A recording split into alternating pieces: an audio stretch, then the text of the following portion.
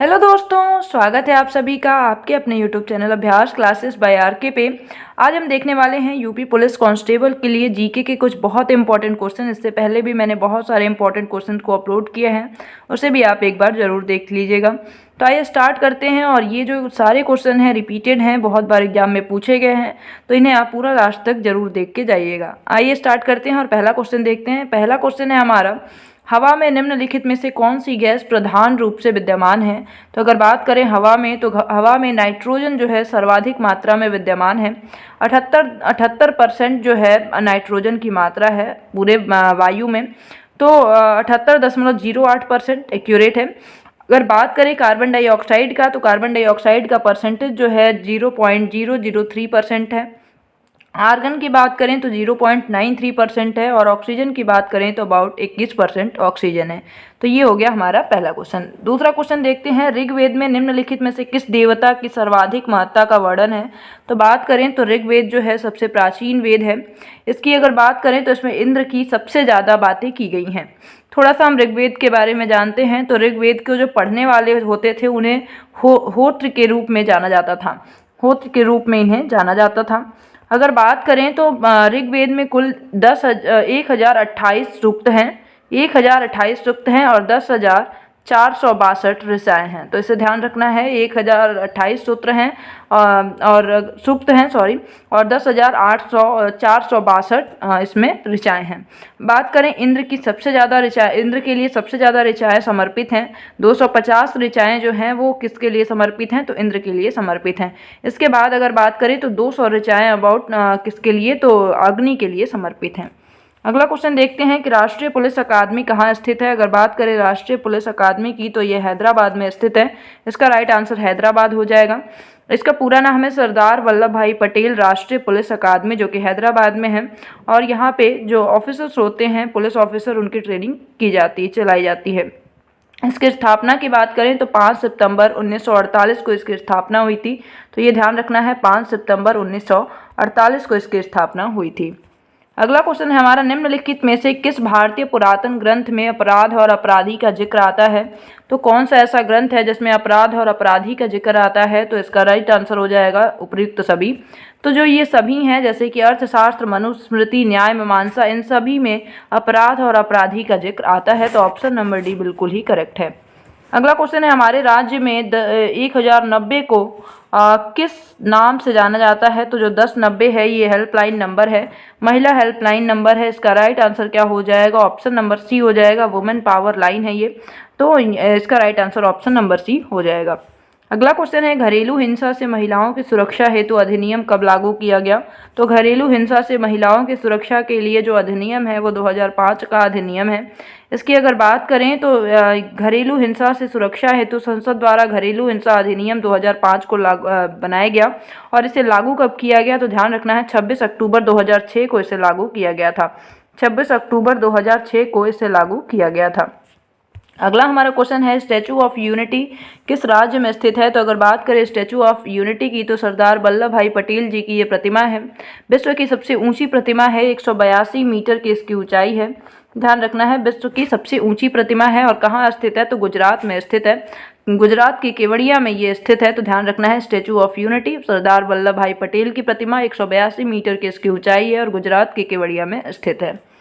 अगला क्वेश्चन देखते हैं, गोकुल पुरस्कार किससे संबंधित है। तो गोकुल पुरस्कार की अगर बात करें तो ये दुग्ध उत्पादन में सहकारिता को बढ़ावा देने से संबंधित है।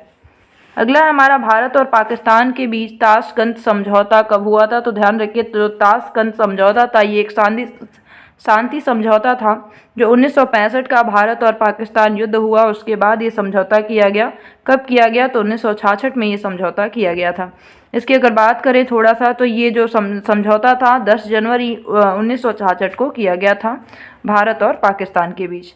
अगला क्वेश्चन है हमारा, निम्नलिखित में से कौन सा पुर्तगाली उपनिवेश नहीं था। तो पुर्तगालियों ने बहुत सारे उपनिवेश भारत में बना रखे थे। अगर बात करें तो इनमें से जो मछलीपट्टनम है ये पुर्तगालियों का उपनिवेश नहीं था। बाकी मुंबई मतलब बम्बई, हुगली और चौल जो है ये पुर्तगालियों का उपनिवेश था। लेकिन मछलीपट्टनम जो है ये जो डच थे उनका उपनिवेश था। तो ऑप्शन नंबर सी इसका करेक्ट हो जाएगा। अगला हमारा क्वेश्चन है, निम्नलिखित में से कौन सा ज्ञान के सिद्धांत पर बल देता है। तो इसका राइट आंसर क्या हो जाएगा? इसका राइट आंसर हो जाएगा ऑप्शन नंबर डी।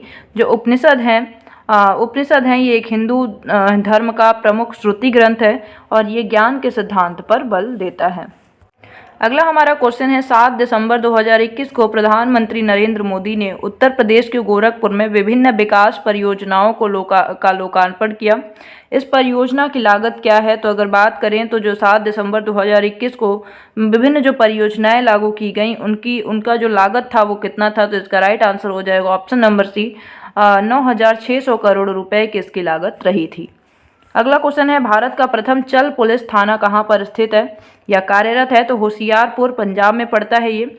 अगर बात करें होशियारपुर पंजाब का प्रथम चल पुलिस थाना है, इसका मतलब ये है कि ये नागरिकों को उनके दरवाजे पर जा कर के सेवा प्रदान करता है। तो ऑप्शन नंबर ए जो है बिल्कुल ही करेक्ट है। अगला है हमारा 1 मेगाबाइट कितने के बराबर होता है? तो इसका राइट आंसर क्या हो जाएगा? ऑप्शन नंबर सी, 1024 किलोबाइट के बराबर होता है। तो अगला क्वेश्चन देखते हैं। अगला हमारा क्वेश्चन है 7 दिसंबर 2021 से अमेरिकी व्यावसायिक पत्रिका फोर्ब्स द्वारा विश्व की 100 सर्वाधिक प्रभावशाली महिलाओं की 18वीं वार्षिक सूची जारी की गई। इस सूची में शीर्ष स्थान पर किस अंतर्राष्ट्रीय महिला का है? शीर्ष स्थान जो है वह किस अंतर्राष्ट्रीय महिला का है? तो इसका राइट आंसर हो जाएगा option number C, McKinsey stock. ये संयुक्त राज्य अमेरिका की रहने वाली हैं। अगला हमारा क्वेश्चन है निम्नलिखित में से किस मुगल शासक ने अंततोगत्वा मेवाड़ के शासक महाराणा प्रताप सिंह के पुत्र राणा अमर सिंह के साथ एक समझौता किया था? तो बात करें तो ये किसके द्वारा किया गया था? तो ऑप्शन नंबर सी, जहांगीर ने ये समझौता किया था। अगर इनकी हम बात करें तो अमर सिंह जो थे वो मेवाड़ के अंतिम शासक थे। ये भी ध्यान रखना है कि जो अमर सिंह जी थे ये मेवाड़ के अंतिम शासक थे। अगला क्वेश्चन है हमारा गरीबी हटाओ का नारा किस पंचवर्षीय काल में दिया गया? तो ये पंचवर्षीय योजना काल में दिया गया और ये बहुत इंपॉर्टेंट है, स्टार लगा लीजिएगा, क्योंकि गरीबी हटाओ का जो नारा है वो 5वीं पंचवर्षीय योजना में दिया गया था। इसकी अगर बात करें तो 1974 से 1978 तक का ये काल था और 4 वर्ष की ये योजना थी। अगर बात 4 वर्ष तक ही ये पंचवर्षीय योजना चल पाई थी और गरीबी उन्मूलन और आत्मनिर्भरता को इसमें प्राथमिकता दी गई थी। इसी में गरीबी हटाओ का नारा भी दिया गया था। अगला क्वेश्चन है हमारा निम्नलिखित में से कौन सा युग्म सुमेलित नहीं है? तो बात करें तो इसमें ऑप्शन नंबर ए जो है कावेरी नदी मैसूर का पठार, ये सुमेलित नहीं है। कावेरी नदी की अगर बात करें तो कावेरी नदी पश्चिमी घाट के ब्रह्मगिरी पर्वत से निकलती है। बाकी सभी सुमेलित हैं। तो ताप्ती नदी, बैतूल का पठार, सोन नदी किससे संबंधित है? पेंड्रा का पठार, गोदावरी नदी, ट्रिम्बाक का पठार, ये सभी सुमेलित हैं। बाकी कावेरी नदी मैसूर के पठार से सुमेलित नहीं है, ये ब्रह्मगिरी पहाड़ियों से निकलती है। अगला क्वेश्चन है हमारा 29 नवंबर 2021 को किस मंत्रालय के द्वारा वर्चुअल माध्यम से भारतीय युवा व्यावसायिक कार्यक्रम के प्रथम संस्करण की शुरुआत की गई? तो इसका राइट आंसर क्या हो जाएगा? ऑप्शन नंबर 3 जल शक्ति मंत्रालय। अगला हमारा क्वेश्चन है 8 दिसंबर 2021 को जर्मनी के नए चांसलर के रूप में किसने पदभार ग्रहण किया? तो उस समय किसने पदभार ग्रहण किया? तो ओलाफ स्कॉल्ज जो हैं इन्होंने पदभार ग्रहण किया था। अगला हमारा क्वेश्चन है अक्टूबर 2021 में कौन सी शताब्दी एक्सप्रेस एकीकृत प्रबंधन प्रणाली प्रमाणन प्राप्त करने वाली दक्षिण रेलवे की पहली ट्रेन बन गई है? तो इसका राइट आंसर हो जाएगा option number D, Chennai Mysore Shatabdi express. अगला हमारा 6 दिसंबर 2021 को किस देश के राष्ट्रपति भारत यात्रा पर आए?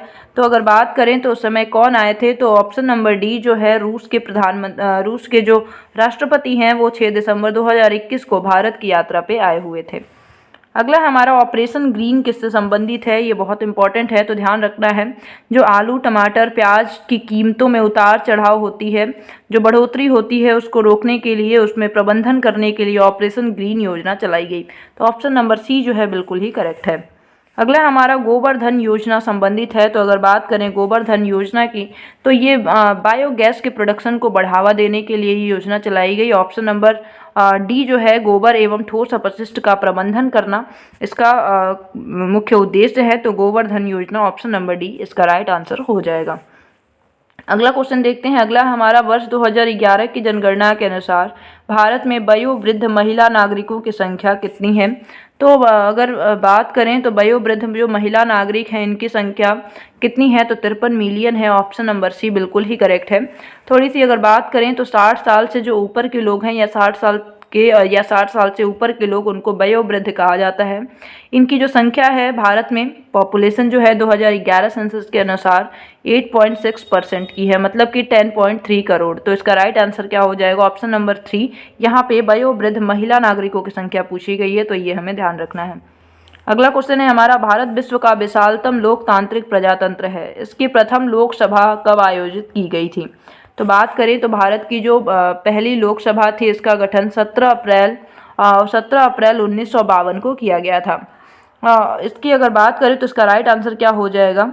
इसका राइट आंसर हो जाएगा 13 मई 1952। अब ये कैसे हो रहा है, तो ध्यान रखें, यहाँ पे मैंने अभी जो बताया वो गठन बताया, तो प्रथम लोकसभा का जो गठन किया गया था 17 अप्रैल 1952 को किया गया था, लेकिन बैठक कब हुई थी? तो 13 मई 1952 को इसकी पहली बैठक हुई थी। ध्यान रखना है, 13 मई 1952 को इसकी पहली बैठक हुई थी, और यही पूछा जा रहा है कि प्रथम लोकसभा कब आयोजित की गई, मतलब कब उसकी बैठक हुई। तो पहली बैठक 13 मई 1952 को हुई थी। इस टाइम पे जो पहले अध्यक्ष थे वो गणेश वासुदेव मावलंकर थे, और ये क्वेश्चन पूछा जा चुका है, तो ध्यान रखिएगा, गणेश वासुदेव मावलंकर जो थे ये पहले क्या थे? लोकसभा अध्यक्ष थे। अगला क्वेश्चन क्या है हमारा, पोटला पैलेस जो कि एक 7 मंजिला भवन है, किससे संबंधित है? तो बात करें पोटला जो भवन है ये दलाई लामा से संबंधित है, तो इसका राइट आंसर क्या हो जाएगा? ऑप्शन नंबर बी हो जाएगा। अगला हमारा, रंग भेद के कारण महात्मा गांधी को किस वर्ष दक्षिणी अफ्रीका के पीटरमरिट्जबर्ग रेलवे स्टेशन में प्रथम श्रेणी के रेल डिब्बे से सामान सहित बाहर फेंक दिया गया? तो इसका राइट आंसर क्या हो जाएगा? Option number D. 1893 की ये बात है, तो राइट आंसर क्या हो जाएगा? ऑप्शन नंबर डी हो जाएगा। अगला क्वेश्चन देखते हैं, निम्नलिखित में से कौन सा जरीब का हिस्सा है? तो बात करें तो इसका राइट आंसर हो जाएगा ऑप्शन नंबर डी, उपर्युक्त सभी। फीता, गट्ठा और छल्ला ये सभी ही जरीब के हिस्से हैं। बात करते हैं अगले क्वेश्चन की, 1 एकड़ जमीन बराबर होती है, तो 1 एकड़ की जमीन किसके बराबर होती है? तो इसका राइट आंसर क्या हो जाएगा? ऑप्शन नंबर डी, उपर्युक्त सभी इसका राइट आंसर हो जाएगा। 1 एकड़ की ज़मीन है जो वो 4840 वर्ग गज के बराबर होती है, 10 वर्ग जरीब के बराबर होती है, और 0.40467 हेक्टेयर के बराबर होती है। तो ये सभी आंसर क्या है? बिल्कुल ही करेक्ट है। अगला क्वेश्चन देखते हैं हम। अगला हमारा क्वेश्चन है कि किस प्राचीन साम्राज्य में महिलाएं कुश्ती में भाग लेती थीं? तो विजयनगर साम्राज्य में महिलाएं जो थीं वो कुश्ती में भाग लिया करती थीं। ये साम्राज्य कब से कब तक रहा? तो 1336 से 1646 तक। ध्यान रखना है, 1336 से 1646 तक ये साम्राज्य रहा था। इसकी स्थापना हरिहर और बुक्का नाम के 2 भाइयों के द्वारा की गई थी। अगला अपना क्वेश्चन देखते हैं कि इनमें से कौन सा मुगल बादशाह शराब को छूता तक नहीं था? तो जो औरंगजेब थे, औरंगजेब था ये बहुत ही एक पवित्र बादशाह थे, बहुत ही सिंपल अपना जीवन ये व्यतीत करते थे। तो ऑप्शन नंबर डी जो है बिल्कुल ही करेक्ट है। इसकी अगर बात करें तो इनका जन्म 4 नवंबर 1618 में गुजरात में हुआ था। अगला क्वेश्चन है कि भक्ति आंदोलन के उत्तर भारत में लाने का श्रेय इनमें से किसको जाता है? तो भक्ति आंदोलन जो तो है इसकी शुरुआत या कह सकते हैं कि उत्तर भारत में लाने का जो श्रेय है वो रामानंद को जाता है। उसका right answer option number C हो जाएगा। अब आपको कमेंट सेक्शन में बताना है रामानंद किसके गुरु थे। अगला क्वेश्चन है हमारा, विश्व का सबसे बड़ा द्वीप है। तो विश्व का जो सबसे बड़ा द्वीप है वो ग्रीनलैंड है। ग्रीनलैंड के बाद अगर बात करें तो न्यू गिनी है, उसके बाद वोर्निया है, उसके बाद मेडागास्कर है। तो ध्यान रखना है सबसे बड़ा जो द्वीप है वो ग्रीनलैंड है। अगला क्वेश्चन है, 1 घंटे में समयांतर में देशांतरीय दूरी कितनी होती है? तो अगर 1 घंटे की बात करें तो उसमें 15 डिग्री की देशांतरीय दूरी होती है। तो ऑप्शन नंबर ए जो है बिल्कुल करेक्ट है। बात करें तो विश्व में जो समय जोन है उसको कुल 24 भागों में बांटा गया है, और प्रत्येक जोन जो है वो 15 डिग्री के बराबर होता है। अगला क्वेश्चन है, धुंध में जो नमी के बड़े कणों से बना है कहलाता है। तो धुंध जो नमी के बड़े कणों से बना है उसको क्या कहा जाता है? तो इसका राइट आंसर हो जाएगा, उसे कोहरा कहा जाता है। धुंध ही होता है लेकिन वो बड़े कणों से बना होता है। तो ऑप्शन नंबर ए बिल्कुल करेक्ट है। अगला हमारा, तेज हवाओं द्वारा किस प्रकार की मिट्टी उड़ाकर आती है? तो अगर तेज हवाएं हैं तो उस समय बलुई मिट्टी को उड़ाकर लाई जाती है। तो ऑप्शन नंबर डी बिल्कुल करेक्ट है। अगला हमारा लास्ट क्वेश्चन क्या है कि जल स्थानांतरण के सिद्धांत की खोज उसके प्रतिपादन इनमें से किसके द्वारा किया गया था? तो आर्किमिडीज का सिद्धांत बहुत फेमस है। ये इसका राइट आंसर हो जाएगा। तो ये हैं कुछ आज के बहुत इंपॉर्टेंट क्वेश्चंस। आई होप कि आपको वीडियो पसंद आई होगी। मिलते हैं अगली वीडियो में, तब तक के लिए bye bye, have a nice day, thank you so much.